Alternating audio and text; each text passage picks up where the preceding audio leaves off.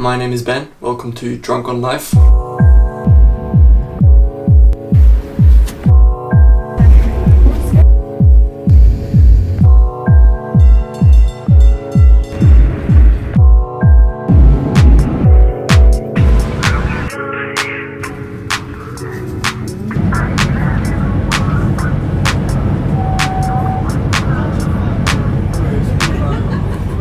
I've got lots of videos about Interrail coming up in the future, so if you like this kind of content, it will help me out a lot if you clicked that subscribe button.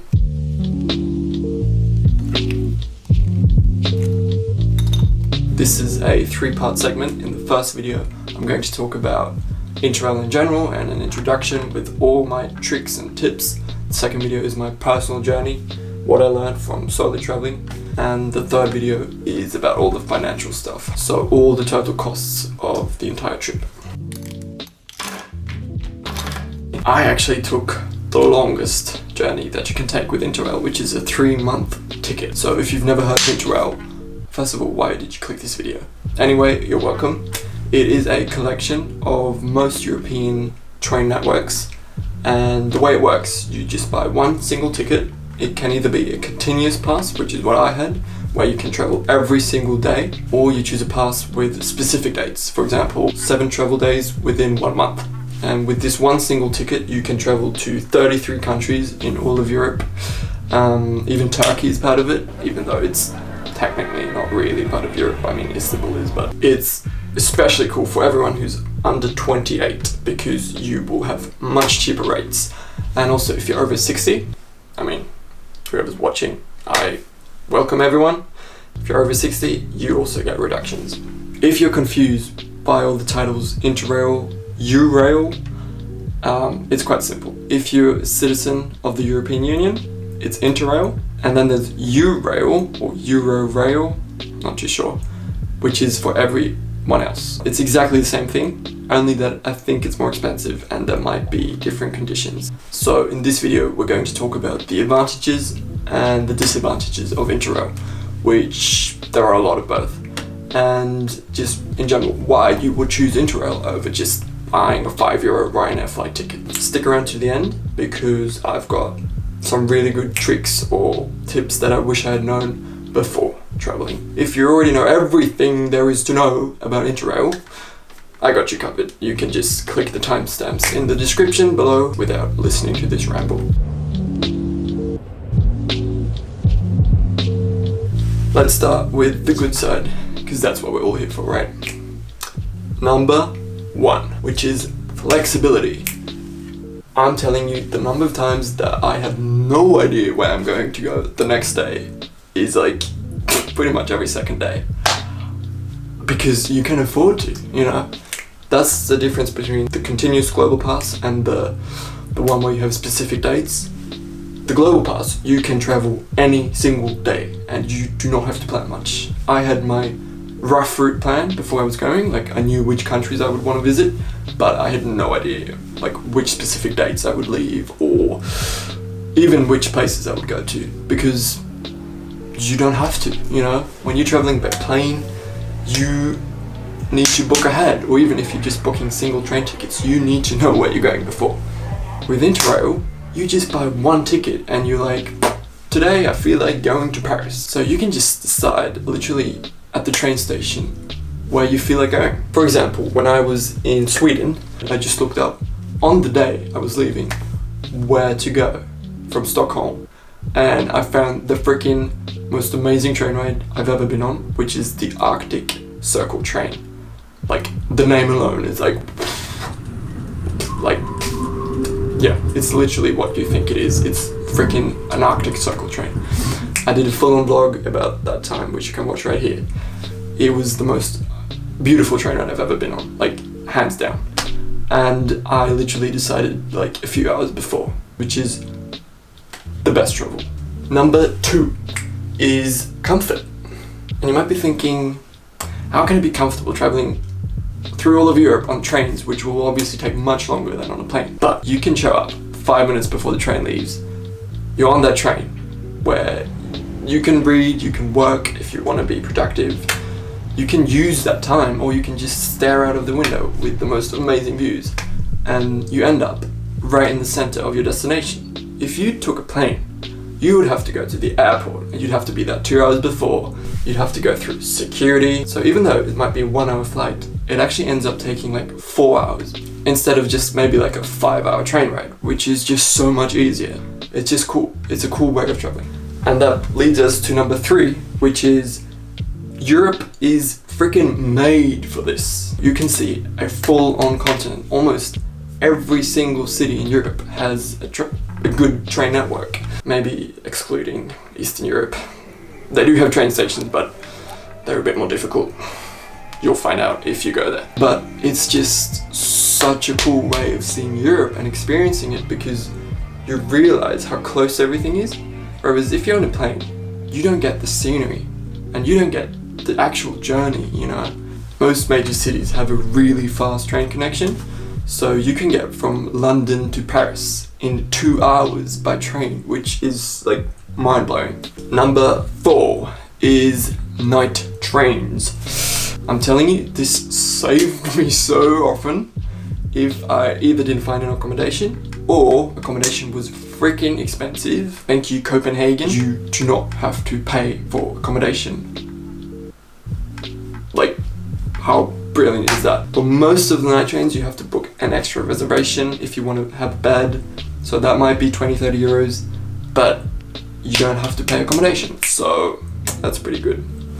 And I've got an extra tip at the end for night trains, which is pretty brilliant. So number 5, and this is probably the most important, which is traveling environmentally friendly. The sad thing is that it's still extremely expensive if you buy single tickets. So that's why I think it's so important to promote Interrail, because if you end up calculating it, which I already mentioned, you can watch my financial video about it, it actually ends up being really cheap. I would spend on average 7 euros a day on transport, so it's actually not that expensive. I know that in Germany most of the trains run on renewable energies. Of course, not every country will be like that, so it's not like you're traveling with zero emissions. I think that's like almost impossible, but it's about doing the best every single one of us can do, and it really doesn't take a lot. All it takes is the commitment to travel a few hours longer and to actually get back so much more, because you're part of the journey. On all of the trip that I did, which was more than 3 months from September to December, I took one single flight, which was from Oslo to London.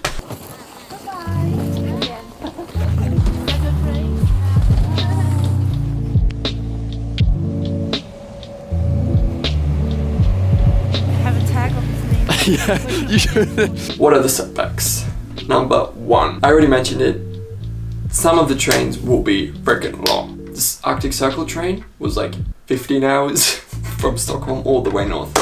And yeah, it's a freaking long time. Just be prepared and take a lot of books. I read heaps on those train rides. Download a lot of podcasts and just make the journey worthwhile. Number 2, which totally sucks. Even though you've already got your ticket, which should get you everywhere, you still need to buy reservations in some countries. You can either buy that in the Interrail app, which is quite easy, or you just go to any bigger train station within that country and you just buy a seat reservation for that specific train. It sucks because you've already paid your ticket and it's anywhere between 5 and sometimes even 20 euros, which is ridiculous. But that's just part of it. Just be aware when planning or when budgeting that there will be extra costs, especially when you're traveling through France and Italy. Those are the countries that will be on most people's bucket list. And my last disadvantage, which is also quite annoying, it's that you're not allowed to travel in your home country. This is concerning only people who choose Interrail, and that's why eurail is more expensive, because you can travel in every country. Whatever country you live in, you are not allowed to travel in that. Of course, if you're from a small country or somewhere, you know, where there's not a good train network, good for you, because you're not missing out on much. If you're from a bigger country, like I am from Germany, it's a bit of a problem because you are not allowed to go through that country, you only have one inbound and one outbound trip. Meaning you can get out of the country and back in, so you have to choose that wisely. I actually started in Paris, so I didn't even start in Germany, which I didn't even know if you're allowed to do it. I did it anyway. I didn't have any problems. But don't take my word for it. I'm not here to be sued, thank you. Anyway, I went into the country, stayed a while at home, and then went back out again and continued my journey. So if you have to go through your country, consider buying a travel bus like Flixbus, which are pretty good, because buying a single train ticket will be freaking expensive, and we're all here on a budget. I think so. Not everyone, but probably if you're considering Interrail, you're on a budget. If we had money, it would be boring. Okay, so enjoy this time. It's fun being on a budget. Kind of. If it's not actually about surviving. I don't want to get into this, but you know what I mean. Thank you. Okay, that's it for advantages, disadvantages. I'm gonna get to my things I wish I'd known before. This train is for Mali. This train will call at Tulloch, Roy Bridge, Speen Bridge, Fort William. Number 1, you can get incredible deals on ferries. With any Interrail pass, you can get up to, I think mostly it's 20-30%, but sometimes it's 50% or even the full fare. I took like 3 or 4 ferries from Italy to Greece and within Scandinavia, and for most of them I didn't pay more than 15 or 20 euros. So look up on the website which ferry lines are included, and then just go on the website and use their promotional code or whatever. The second thing is, on the Interrail site, you can look up country-specific benefits. So whatever country you go to, always make sure to check out ahead what you can get for free or what discounts you can get in that country with your Interrail pass. There were quite a few countries that I'd visited before I'd realized this, and it means that you get a reduction from any sightseeing tours or hostels. You could spend 20% less on specific hostels, even food, restaurants, or specific attractions where you would just get a full-on discount with your Interrail pass. Number 3, which I knew before, but it's just important to mention, that you download the app, the Interrail app, if you've finally decided to get Interrail. There is an option when you search to only choose trains where you don't need a reservation. So if you're on an extreme budget, which I sometimes was, it will obviously take much longer because you have to take many slow trains, but if you're willing to do that, you can avoid the reservation. So look up all the stuff on the app. Without that, I don't think I could have been as spontaneous as I was. Number 4, which is a crazy cool thing of the European Union. So if you are 18 years old, and you have to be exactly 18, I missed this opportunity because I only found out later, you can apply for the giveaway, where every single year each country gives away for free a free Interrail pass. Just search on the internet for this giveaway, and I've met so many people on the trip who actually basically won this pass. I think most people who apply actually end up getting the free Interrail.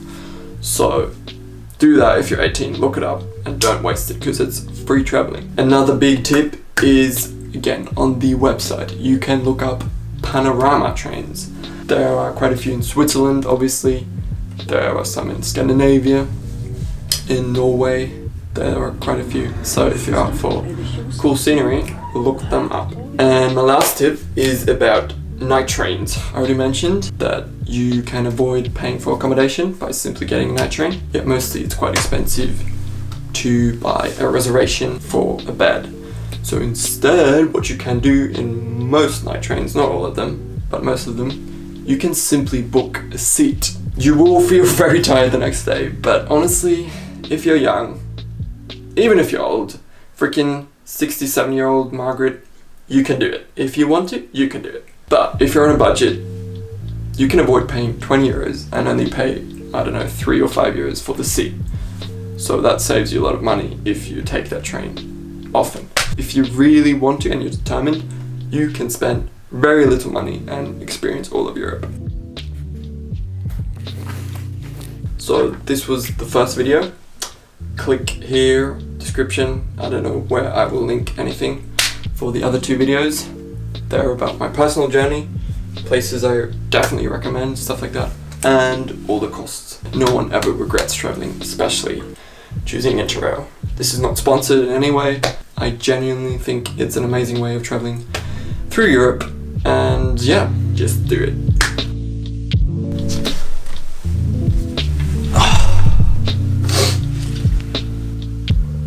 This will be so much fun editing.